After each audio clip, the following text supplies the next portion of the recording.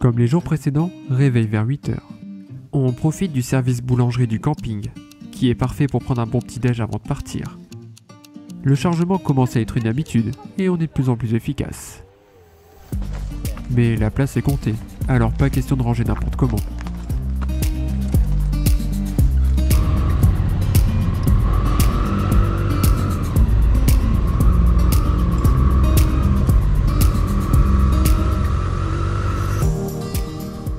Aujourd'hui, on quitte définitivement le littoral et on part s'enfoncer dans les terres corses. Alors on profite une dernière fois de la vue sur la mer, avec en arrière-plan la vue sur Bonifacio. On prend la route direction Gisoni, en passant par les aigus de Bavela, le col de la Tana, mais aussi dans plein de petits villages cachés dans la montagne et la forêt. On va découvrir une Corse totalement différente de ce que l'on a pu voir jusqu'à présent. Mais la journée ne va pas se passer comme on l'avait imaginé. Alors, installe-toi bien et on va te montrer tout ça. On passe à la station, histoire de nettoyer un peu les motos. Et vu ce qui nous attend, c'était peut-être pas la meilleure idée.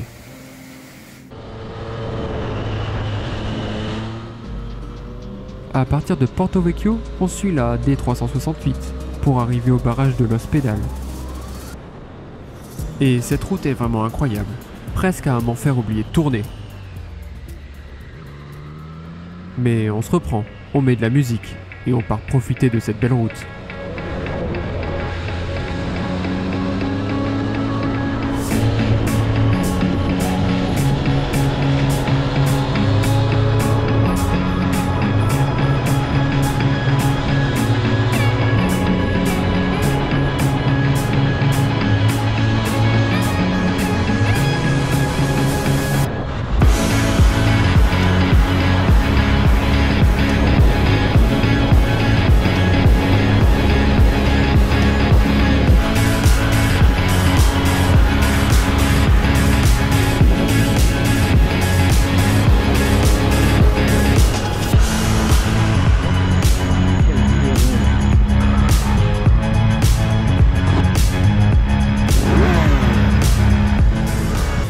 Je sais bien que les paysages sont beaux, mais c'est peut-être pas une raison pour s'arrêter sur la route.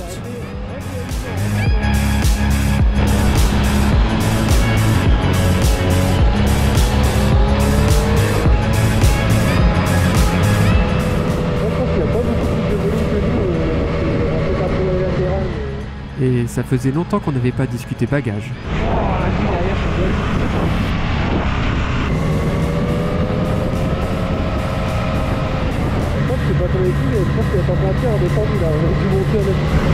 Ah bah 14 degrés, là j'étais en train de me dire je vais remettre le kit qui s'arrête à un moment. Pas étonnant qu'il fasse plus frais. On arrive à 948 mètres d'altitude et on découvre un petit lac au milieu de la roche et des sapins. Et avec ses 3 millions de mètres cubes d'eau, il constitue la principale réserve de la région de Porto Vecchio.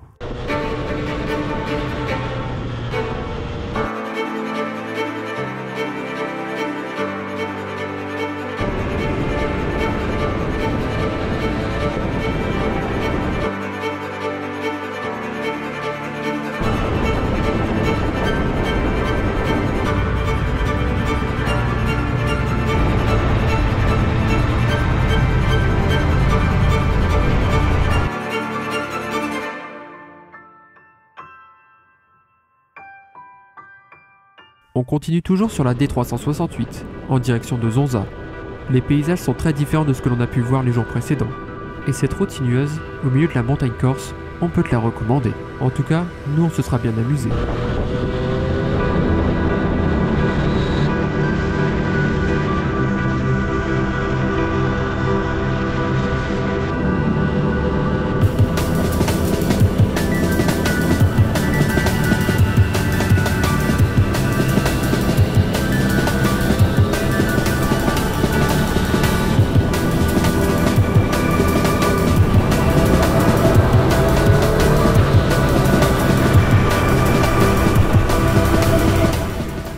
Est-ce que ça t'est déjà arrivé d'être bien lancé et de voir au loin un véhicule qui roule plus lentement et qui va te casser ton élan? Et bah c'est exactement ce qui va se passer ici. Et c'est carrément frustrant.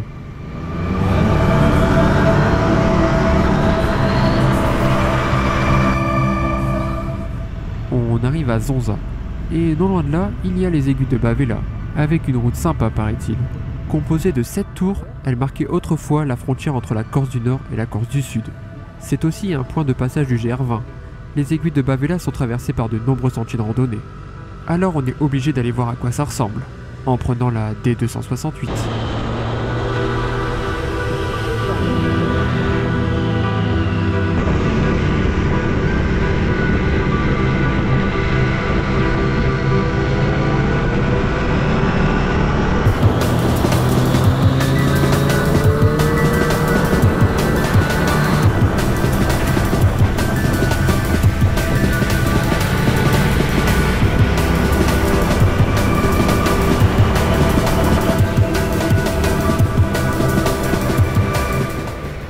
Ouais, tu vois la même chose que moi? Je commence à me dire qu'on va finir dans les nuages, et qu'on ne va rien voir du tout.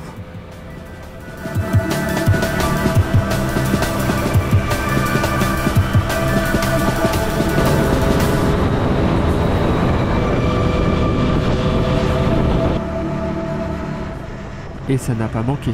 On finit la tête dans les nuages. Et voilà ce qu'on peut te montrer du col de Bavella, qui est considéré comme le plus beau col de Corse, par l'étendue et la richesse de son panorama. Bon, aujourd'hui, on ne verra rien de tout ça. On est bien obligé d'admettre qu'on ne verra pas les aiguilles de Bavella. C'est beau la Corse, hein? Mais on pourra au moins dire qu'on y était. On décide donc de faire demi-tour et de redescendre sur Zonza. On en profitera pour faire une pause et trouver de quoi manger.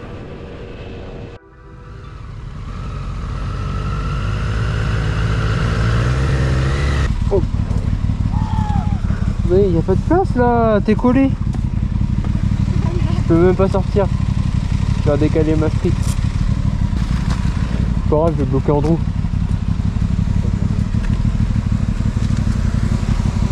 Voilà, comme ça je peux passer. Les estomacs remplis, on prend la route direction le col de la Tana, en suivant la D420. Et là, on n'est pas du tout prêt à ce qui va nous arriver.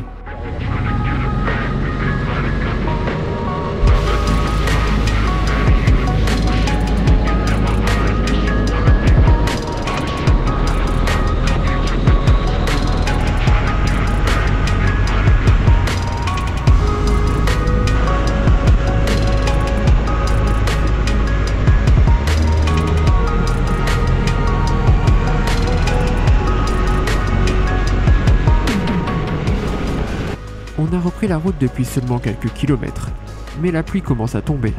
On espère que ce sera pas une grosse averse et qu'on passera entre les gouttes.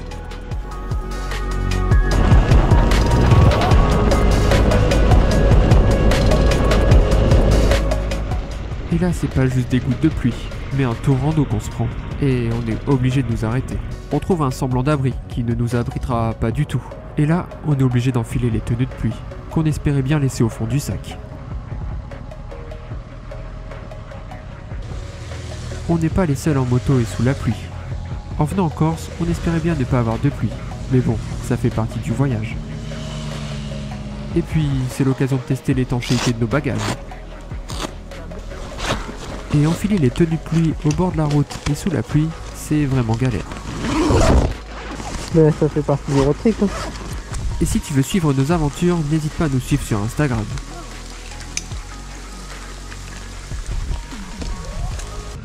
On se motive à reprendre la route. En même temps, pas le choix, tu me diras. Tout de suite, les images sont moins jolies. Mais on est là pour te partager notre voyage jusqu'au bout. Alors, on te laisse quelques images.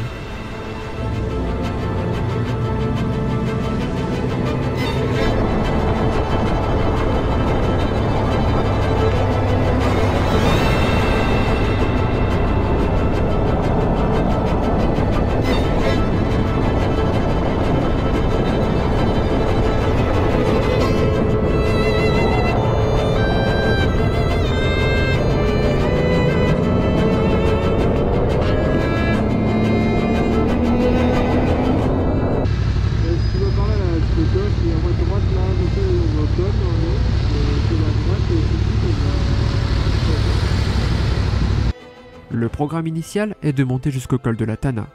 Mais on n'est pas d'accord. La météo démotive une partie du groupe, mais Andrew est motivé pour y monter. Alors on va l'attendre. Il va falloir passer à balle là. Ah, le col il est là-bas là. Bah tu continues la route, elle y monte là. La question c'est est-ce qu'en haut on est au-dessus des nuages ou pas?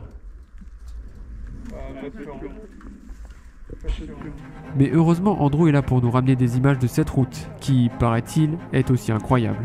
Et on verra bien si le col était dégagé en haut.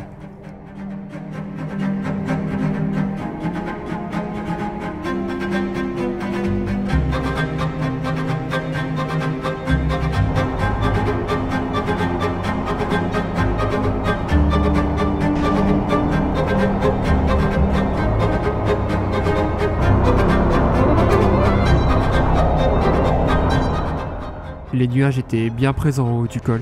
Mais en découvrant ces images au montage, le col semble vraiment à faire. Et je regrette presque de ne pas y être monté.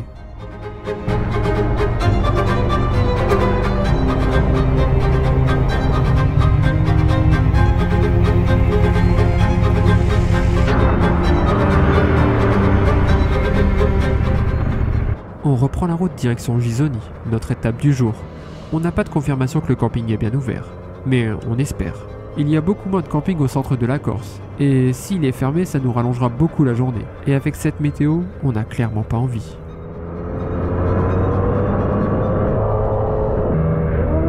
Et ça y est, on y est, dans cette Corse beaucoup plus sauvage, avec des petites routes et des cochons qui se promènent un peu partout.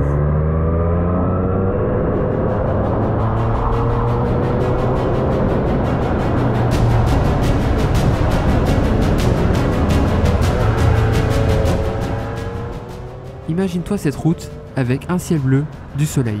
Je pense qu'elle serait parfaite. Et si t'es déjà passé ici dans des bonnes conditions, n'hésite pas à le partager en commentaire.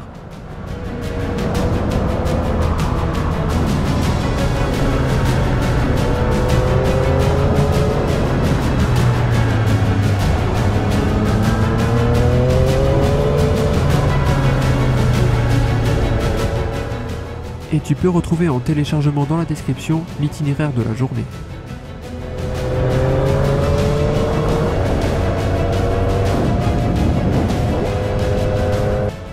On croise quasiment personne et on a l'impression d'être un peu seul au monde. Encore une fois, on se retrouve la tête dans les nuages. Et avec la buée dans le casque, ma combinaison qui prend l'eau, le road trip prend une autre dimension. À me demander qu'est-ce que je fais là. Mais en road trip, il faut accepter de ne pas pouvoir tout maîtriser, comme la météo. Mais ça fait partie de l'aventure et du voyage. Et d'ailleurs, en revoyant les images, j'ai que des bons souvenirs en tête.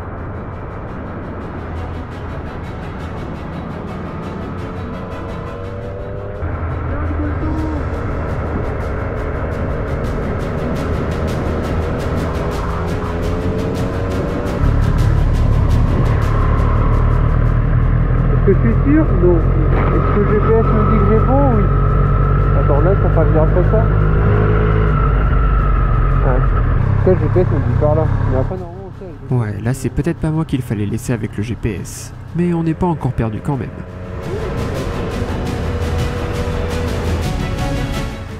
On arrive à Cosano. Et c'est incroyable de trouver des beaux petits villages perdus au milieu de cette montagne. Parce que oui, depuis tout à l'heure, on ne fait que monter et descendre, en frôlant les nuages. Et ici, vivent à l'année 190 habitants. Rien à voir avec les villages plus touristiques que l'on a pu voir précédemment. On a l'impression d'être perdu au milieu de nulle part.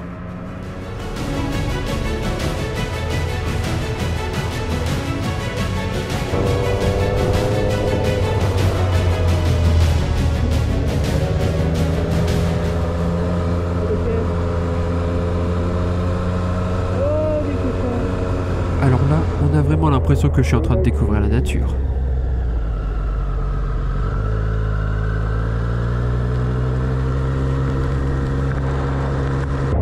Ça commence à faire un moment qu'on roule sous cette pluie.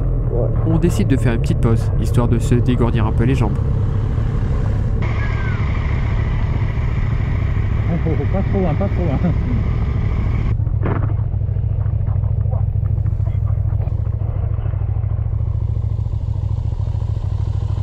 Merci les tenues pluie quand même. Et je vais faire une photo, même là c'est magnifique. Ça fait trop bien là. Ça fait trop bien. Faites des petites photos. On a un cadre magnifique pour faire des photos. En plus on a un Maxou sauvage qui est en train de pisser là-bas. J'aurais pu faire une petite photo au milieu de la route comme ça là. Tu veux qu'on fasse ça où sans les valises toi? T'as vu le temps qu'il fait? Mais non, mais ça fait baroudeur.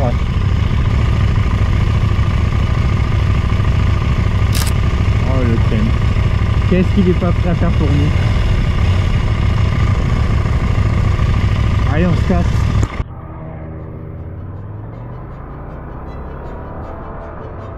On repart pour faire les quelques kilomètres qui nous séparent du camping, qui vont nous sembler interminables, en se disant que l'on va devoir monter les tentes sous la pluie.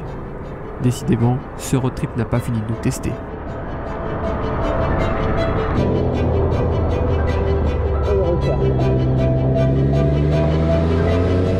Piscine naturelle. Oh non! Faites gaffe, il y a un trou là, faites gaffe, regardez pas la piscine naturelle, regardez d'abord le trou à l'entrée du pont. Ouais, parce que ça c'est carrément un coup à se faire une jante.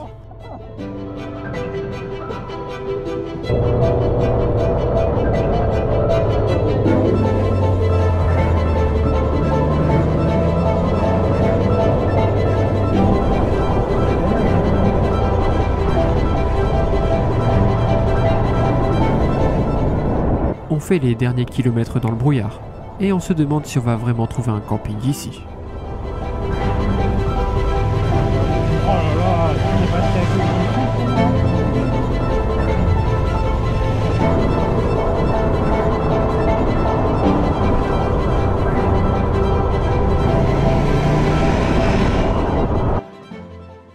On arrive au camping, et soulagement quand on voit qu'il est bien ouvert. Et les propriétaires, un père et son fils, sont vraiment sympas. Un plaisir de discuter avec eux. Ils nous racontent un peu leur vie ici, et les histoires locales. Mais aussi quelques anecdotes, comme poser un hélicoptère de secours au milieu du camping pour venir dire bonjour. Et oui, je pense qu'il n'y a qu'ici qu'on peut avoir ce genre d'histoire. Et là, on peut dire qu'on y est, en plein dans l'ambiance corse. Exactement ce que l'on est venu chercher ici, bien loin des grandes villes sur le continent. Pour le repas du soir, ils se sont chargés de voir si l'auberge du village pouvait nous accueillir. Et on a été super bien reçus. Le repas était excellent, encore un grand merci à vous pour l'accueil. Nous, on va essayer d'aller passer une bonne nuit, et on va valider les tentes sous la pluie. Hâte de voir demain si OC ne regrette pas cette aventure en camping. Et pour ne pas rater ça, abonne-toi. Et n'hésite pas à liker et partager si la vidéo t'a plu.